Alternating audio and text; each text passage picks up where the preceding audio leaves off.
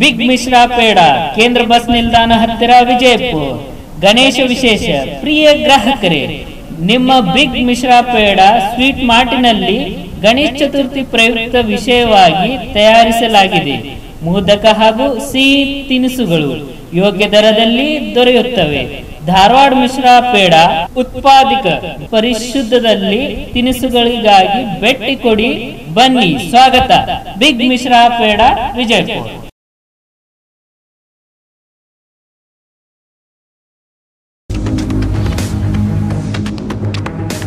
स्वागत है आपका बी न्यूज नेशन में। मैं हूं आबिद हुसैन शेख। सद्भावना मंच की समाज को लेकर चिंता। बीजापुर में आज सद्भावना मंच के संचालक एस.एम. जिरगाड़ ने बात करते हुए कहा कि शहर में जात पात या कौमी भाईचारे को बहाल रखने के लिए हर समस्या का समाधान हम सब एक होकर नफरत के माहौल को दूर करके देश की एकता और अखंडता के लिए आवाज उठाकर शहर में शांति सुव्यवस्था को बरकरार रख सकते हैं। इस मौके पर कोडगु बाढ़ पीड़ितों के लिए जमा किए गए 60,000 रुपये देने की घोषणा की सद्भावना मंच के संचालक एस.एम. जिरगाड़ ने। ಮಾರ್ಚ್ 2018 ತಾರೀಕಿನಂದು ನವರತ್ನ ಹೋಟೆಲ್ನಲ್ಲಿ ರಾಜ್ಯಾಧ್ಯಕ್ಷರಾದಂಥ ಎಲ್ಲ ಕೋಮಿನವರು ಕೂಡ ಒಂದು ಮೀಟಿಂಗ್ ಅನ್ನ ಏರ್ಪಡಿಸಿದ್ರು. ಯಾವುದೇ ಜಾತಿ ಭೇದ ಧರ್ಮ ಇಲ್ಲದಂತೆ ಎಲ್ಲ ಜಾತಿಯವರನ್ನು ಕೂಡ ಬಂದು ಸೇರ್ಕೊಂಡು ಒಂದು ಮೀಟಿಂಗ್ ಅನ್ನ ಕಂಡಕ್ಟ್ ಮಾಡೋ ಕುರಿತು ಸುಮಾರು ಮಂಗಳೂರಿಂದಲೂ ಕೂಡ ಬಂದಿದ್ರು. ಅವರು ಕೂಡ ಒಂದು ವಿವರವಾದ ಮಾಹಿತಿಯನ್ನು ನೀಡಿ ಎಲ್ಲ ಜಾತಿಯವರು ಸೇರ್ಕೊಂಡ್ಬಿಟ್ಟು ಒಂದು ಏನೇ ಸಮಸ್ಯೆ ಆದರೂ ಕೂಡ ನಗರದಲ್ಲಾಗಲಿ ಜಿಲ್ಲೆಯಲ್ಲಾಗಲಿ ಒಂದು ವೇದಿಕೆಯ ಮುಖಾಂತರ ಎಲ್ಲ ಧರ್ಮೀಯರು ಸೇರ್ಕೊಂಡು ಒಂದು ಸೌಹಾರ್ದತೆಯನ್ನು ಮೂಡಿಸೋ ನಿಟ್ಟಿನಲ್ಲಿ ಒಂದು ಕೆಲಸ ಮಾಡಬೇಕು ಅಂದ್ಕೊಂಡು ಸವಿಸ್ತಾರವಾದ ಮೀಟಿಂಗ್ ಆದ ನಂತರ ನಾವು ಕೂಡ ಹಾಗೆ ಕರೆದಿದ್ದಾರೆ ಹೋಗಿದ್ದೀವಿ. ಅಲ್ಲಿ ಎಲ್ಲರೂ ಒಂದು 9 ದಿನ ನಮ್ಮನ್ನು ಅಧ್ಯಕ್ಷರು ಮಾಡಿದ್ರು. ಆ ಮುಖಾಂತರ ನಾವು ಕೆಲವೊಂದು ಚಟುವಟಿಕೆಗಳನ್ನು ಕೂಡ ಪ್ರಾರಂಭಿಸಿದ್ದೀವಿ.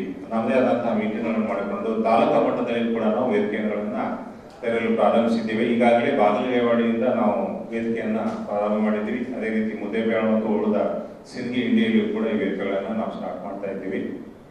ಈ ಒಂದು ವೇದಿಕೆ ಮುಖಾಂತರ ನಾವು ವಿಶೇಷವಾಗಿ ಏನಾದರೂ ನಗರದಲ್ಲಾಗಲಿ ಅಥವಾ ತಾಲೂಕದಲ್ಲಾಗಲಿ ಕೋಮು ಸೌಹಾರ್ದ ಇವತ್ತು ಧಕ್ಕೆ ಬರುವಂತಹ ಯಾವುದೇ ಒಂದು ಘಟನೆಗಳಾಯಿತು ಅಂತಂದ್ರೆ ಅದರಲ್ಲಿ ಎಲ್ಲರೂ ಒಕ್ಕೂಟದಿಂದ ಸೇರಿಕೊಂಡು ಜನರನ್ನ ಸೇರಿಸಿ ವಿಷಯಗಳನ್ನ ಚರ್ಚಿಸಿ ಯಾವ ರೀತಿಯಾಗಿ ಅವುಗಳನ್ನ ಒಂದು ಹಂತದಲ್ಲಿ ಇಟ್ಕೋಬೇಕು, ಜನರಲ್ಲಿ ಒಂದು ಸೌಹಾರ್ದತೆಯನ್ನು ಯಾವ ರೀತಿಯಾಗಿ ಬೆಳೆಸಬೇಕು ಅನ್ನೋಗಳನ್ನ ನಾವು ಮೀಟಿಂಗ್ ಮಾಡ್ತಾ ಇದ್ವಿ. ತಮಗೆಲ್ಲ ಗೊತ್ತಿದೆ, ಈಗಾಗಲೇ ಬಿಜಾಪುರ ನಗರದಲ್ಲಿಯೂ ಕೂಡ ರೀಸೆಂಟ್ ಆಗಿ ಒಂದು ರಾಜಕೀಯ ಮುಖಂಡರು ಮತ್ತು ಅದೇ ರೀತಿಯಾಗಿ ಮುಸ್ಲಿಂ ಧರ್ಮದ ಗುರುಗಳು ಯಾವ ರೀತಿಯಾಗಿ ತಾವು ಸ್ಟೇಟ್ಮೆಂಟ್ಗಳನ್ನ ಕೊಟ್ಟರು ಅಂತ ಇವು ಒಂಥರ ವಾತಾವರಣವನ್ನ ಕಲುಷಿತ ಮಾಡುವಂತಹ ವಿಷಯಗಳು. ಇಂಥವು ಆಗಬಾರ್ದು ಅನ್ನೋದನ್ನೇ ನಾವು ವೇದಿಕೆ ಮುಖಾಂತರ ಜಿಲ್ಲಾಡಳಿತಕ್ಕೆ ಮನವಿ ಮಾಡಿಕೊಂಡು ಒಂದು ಮೀಟಿಂಗ್ ಅನ್ನ ನಾವು ಕರೆದಿದ್ದೀವಿ. SP ಅವರು ಕೂಡ ಇದ್ರು, ಜಿಲ್ಲೆಯ ಜಿಲ್ಲಾಧಿಕಾರಿಗಳು ಕೂಡ ಬಂದಿದ್ರು. ಅವ್ರ ಮುಖಾಂತರ ನಾವು ವಿನಂತಿಸಿದ ನಂತರ ಅವರು ಈ ವಿಷಯ ಬಗ್ಗೆ, ಯಾಕಂತಂದ್ರೆ ನಾವು ಹಾಗೆ ಹೋಗಿ ಹೇಳೋದು ಮಾಡೋದು ಆಗೋದಿಲ್ಲ, ಬಟ್ ಜಿಲ್ಲಾಡಳಿತದ ಮುಖಾಂತರ ಏನೈತಿ ಈ ವಾತಾವರಣವನ್ನ ಇಲ್ಲಿಗೆ ತಿಳಿಗೊಳಿಸುವಂತ ವ್ಯವಸ್ಥೆ ಆಗಬೇಕು ಅಂತ ಹೇಳಿ ವಿನಂತಿ ಮಾಡಿ ಮನವಿಯನ್ನ ನೀಡಿದ್ದೆವು. ಆ ಪ್ರಕಾರ ಅವರು ಕೂಡ ಕಾರ್ಯೋನ್ಮುಖರಾಗಿ ಆ ವಿಷಯ ಅಲ್ಲಿಗೆ ನಿಂತು ನಮ್ಮ ಬಿಜಾಪುರ ನಗರದಲ್ಲಿ ಅಥವಾ ಜಿಲ್ಲೆಯಲ್ಲಿ ಯಾವುದೇ ರೀತಿಯಂತಹ ಒಂದು ಕುಲುಷಿತ ವಾತಾವರಣ ಆಗಲಾರ್ದಂಗೆ ಎಲ್ಲ ನೋಡ್ಕೊಂಡಿದ್ದಾರೆ. ನಾವು ಜಿಲ್ಲಾಧಿಕಾರಿಗಳಿಗೂ ಮತ್ತು ಜಿಲ್ಲಾ ಪೊಲೀಸ್ ವರಿಷ್ಠಾಧಿಕಾರಿಗಳಿಗೂ ಈ ವೇದಿಕೆ ಮುಖಾಂತರ ತುಂಬ ಹೃದಯದಿಂದ ಅವರಿಗೆ ನಾವು ಅಭಿನಂದಿಸ್ತಾ ಇದ್ದೇವೆ. ನಾನು ನೋಡಿದ್ದೀನಿ ಇಲ್ಲಿ ಯಾವ ರೀತಿಯಾಗಿ ಸಮಸ್ಯೆಗಳು ಹುಡ್ತಾವೆ, ಹೆಂಗೆ ಅವುಗಳನ್ನು ತಿಳಿಸ್ಬೇಕು ಅಂತ ಅನ್ಕೊಳ್ಳೋದನ್ನು ನಾವೆಲ್ಲ ಕಂಡುಕೊಂಡಿದ್ದೀವಿ. ಆದ್ರೆ ಯಾವುದೋ ಒಂದು ವಿಷಯದಲ್ಲಿ, ಸಣ್ಣ ಪಟ್ಟ ವಿಷಯದಲ್ಲಿ ಏನೇನೋ ಆಗ್ತಾ ಇರ್ತವೆ ಅಂಥವನ್ನೆಲ್ಲ ಕೇವಲ ಪೊಲೀಸ್ ಇಲಾಖೆ ಆಗಲಿ ಅಥವಾ ಜಿಲ್ಲಾಡಳಿತ ಆಗಲಿ ಇದನ್ನ ನಿಭಾಯಿಸುವ ಒಂದು ಜವಾಬ್ದಾರಿ ಅಷ್ಟೇ ಅಲ್ಲ, ಎಲ್ಲ ಸಾರ್ವಜನಿಕರು ಸೇರ್ಕೊಂಡು ಎಲ್ಲ ಧರ್ಮೀಯರು ಸೇರ್ಕೊಂಡು ಇದನ್ನ ತಿಳಿಗೊಳಿಸುವಂತಹದ್ದಾಗಲಿ ಅಥವಾ ಒಂದು ಜನರಿಗೆ ಒಳ್ಳೆ ರೀತಿಯ ಒಂದು ಸಂದೇಶನ ಮುಟ್ಟಿಸುವಂತ ವ್ಯವಸ್ಥೆ ಜನರದ್ದು ಜವಾಬ್ದಾರಿ ಇದೆ. ಆ ಕಾರಣಕ್ಕಾಗಿ ನಾವು ಈ ಕೋಮ ಸೌಹಾರ್ದತೆಯನ್ನು ಕಾಪಾಡಿಕೊಂಡು ಹೋಗೋ ನಿಟ್ಟಿನಲ್ಲಿ ಜನರಲ್ಲಿ ಒಂದು ತಿಳುವಳಿಕೆಯನ್ನು ಮೂಡಿಸುವಂತಹ ಒಂದು ಸಭೆಗಳನ್ನು ಕೂಡ ನಾವು ಏರ್ಪಡಿಸ್ತಾ ಇದ್ದೀವಿ. ಹಿಂದೆ ಜಿಲ್ಲಾಧಿಕಾರಿಗಳು ಒಂದು ಸಭೆಯಲ್ಲಿ ಕರೆದಾಗ ನಮ್ಗೆ ಹೇಳಿದ್ರು, ಇದನ್ನ ನೀವು ಯುವಕರಲ್ಲಿ ಇದನ್ನ ಜಾಗೃತಿ ಮಾಡಿ ಅಂತ. ನಾವು ಕಾಲೇಜ್ ಮಟ್ಟನಲ್ಲಿಯೂ ಕೂಡ ಇವತ್ತಿನ ದಿವಸ ಕಾಲೇಜ್ನಲ್ಲಿ ಎಲ್ಲ ಕಡೆ ಯುವಕರ ಮುಖಾಂತರ ಈ ಸಂದೇಶಗಳನ್ನು ಸಾರ್ತೀವಿ. ಅವರಿಂದ ಏನಿದೆ, ಹಿರಿಯರೆಲ್ಲರೂ ಹೆಚ್ಚು ಪ್ರಬುದ್ಧರಾಗೇ ಇರ್ತಾರೆ.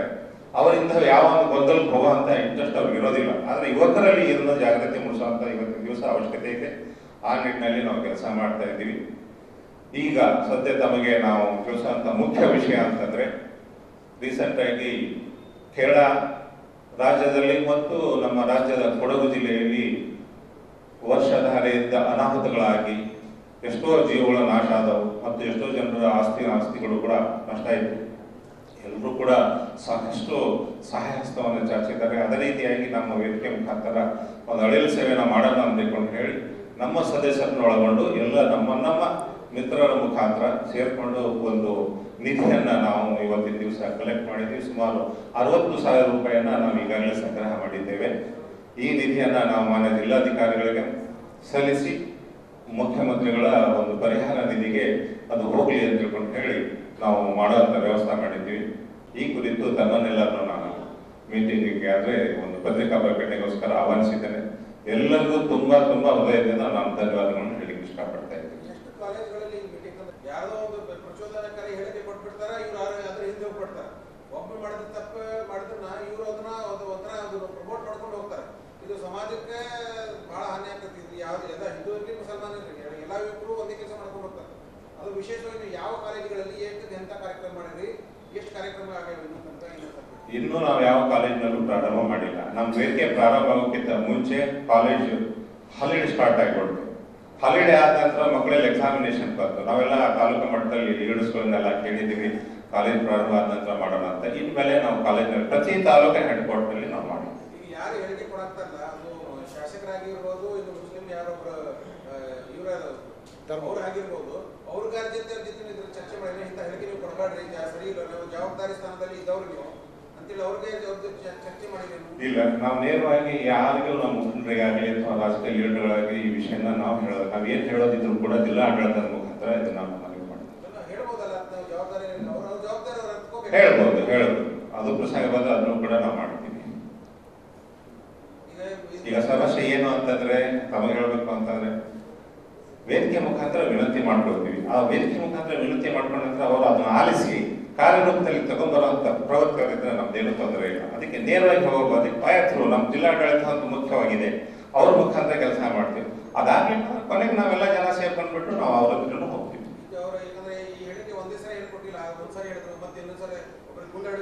ಬಹಳ ಆಗಿದೆ, ನಮ್ಮ ವೇದಿಕೆ ಪ್ರಾರಂಭ ಆಗಿದ್ದ ಮುಂಚೆ ಬಹಳ ಆಗಿದೆ.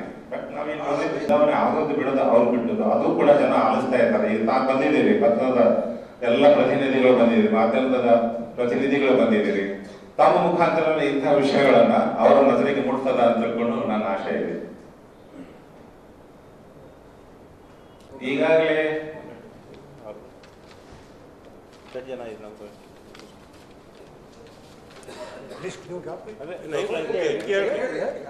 हाजी साहब अंकी बोलो अंकी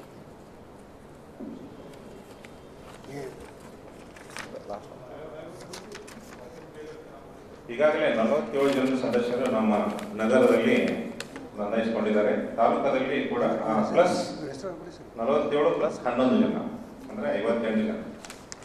ಇನ್ನುಳಿದ ತಾಲೂಕಿನಲ್ಲಿ ಕೂಡ ಈಗಾಗಲೇ ಬಾಗಿಯವರು ಕೂಡ ಮಾಡಿದ್ದಾರೆ, ಅಲ್ಲಿ ಕೂಡ 17 ಜನ ನೋಂದಣಿ ಮಾಡ್ಕೊಂಡಿದ್ದಾರೆ. ಜೀರ್ಗಾಳ್ ಸಾಹೇಬರು ಅಧ್ಯಕ್ಷರಾಗಿದ್ದಾರೆ, ರಿಟೈರ್ಡ್ ಡಿವೈಎಸ್ಪಿ. ವಿ.ಎಸ್. ಅಂಕಲಿ ನ್ಯಾಯವಾದಿಗಳು, ಉಪಸಂಚಾಲಕರು, ವಿ.ಎಸ್. ಖಾಡೆ ಉಪಸಂಚಾಲಕರು, ಇವರು ನ್ಯಾಯವಾದಿಗಳು, ಪ್ರಭುಗೌಡ ಪಾಟೀಲ್ ಇವರು. ಅವಾಗ ಒಂದು ಇದು ಮೀಟಿಂಗ್ ಕರೀತಾರೆ, ಎಲ್ಲ ಜಾತಿ ಸಮುದಾಯದವರು ಕರೆಸಿ ಇಲ್ಲಿ ಶಾಂತಿ ಸಭೆ ಅಂತ ಕರೀತಾರೆ. ಆ ಶಾಂತಿ ಸಭೆಯಲ್ಲಿ ತಾವು ತಮ್ಗಳ ಅಭಿಪ್ರಾಯ ಅವಶ್ಯವಾಗಿ ಅವ್ರು ಕರೆದ್ರೆ ನಾವು ಹೋಗ್ತೀವಿ. ಅವರದೇ ಆದಂತಹ ಒಂದು ವ್ಯವಸ್ಥೆದಲ್ಲಿ ಏನಿದೆ ಅಂತಂದ್ರೆ, ಯಾಕಂದ್ರೆ ನಾನು ಡಿಪಾರ್ಟ್ಮೆಂಟ್ ಅಲ್ಲಿ ಕೆಲಸ ಮಾಡಿ ಬಂದಿದ್ರಿಂದ ಹೆಂಗ ಆಗ್ತದೆ ಶಾಂತತಾ ಸಮಿತಿ ಅಂದ್ರೆ, ಒಂದು ಶಾಂತತಾ ಸಮಿತಿ ಸದಸ್ಯರ ಒಂದು ಲಿಸ್ಟ್ ಆಲ್ರೆಡಿ ಅವ್ರ ಹತ್ರ ಇರ್ತದೆ. ಆ ಪ್ರಕಾರ ಅವರೆಲ್ಲರೂ ಕರೀತಾ ಇರ್ತಾರೆ. ಅವಶ್ಯವಿದ್ರೆ ಅವ್ರ ವೇದಿಕೆ ನಾವು ಅವ್ರು SP ಸಾಹೇಬ್ ಹೇಳಿದ್ದಾರೆ, ಯಾವಾಗಲೂ ನೀವು ವೇದಿಕೆ ಅವರಿಗೆ ನಮ್ಗೆ ಏನೋ ಸಮಸ್ಯೆ ಇದ್ದಾಗ ನಾವು ಕರಿತೀವಿ, ನಮ್ಮ ಹತ್ರ ಬಂದು ನಮ್ಮ ವಿಷಯಗಳನ್ನ ಚರ್ಚೆ ಮಾಡೋಣ ಅಂತ ಕೂಡ ಹೇಳಿದ್ದಾರೆ. ಅವಶ್ಯವಾಗಿ ಹೋಗ್ತೀವಿ. ಬುದ್ಧಿ ಏನೋ ದಿವಸಗಳು ಸ್ಟಾರ್ಟ್ ಆಗಿದೆ.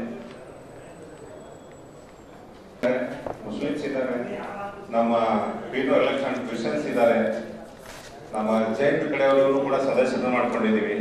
ಆದರೆ ನಾವು ಯಾಕೆ ಈ ಒಂದು ಮಾಹಿತಿ ನೀಡ್ತಾ ಇದ್ದೀವಿ ಅಂದ್ರೆ ನಮ್ಮಲ್ಲಿ ಎಲ್ಲ ಜಾತಿಯವರು और खबरों के लिए देखते रहिए B news nation. B news nation के लेटेस्ट न्यूज़ों को अपने मोबाइल में देखने के लिए यूट्यूब में बी न्यूज नेशन के चैनल के सब्सक्राइब आइकॉन को दबाएं और फिर बेल आइकॉन को दबाने पर आप लेटेस्ट न्यूज़ों को देख सकते हैं।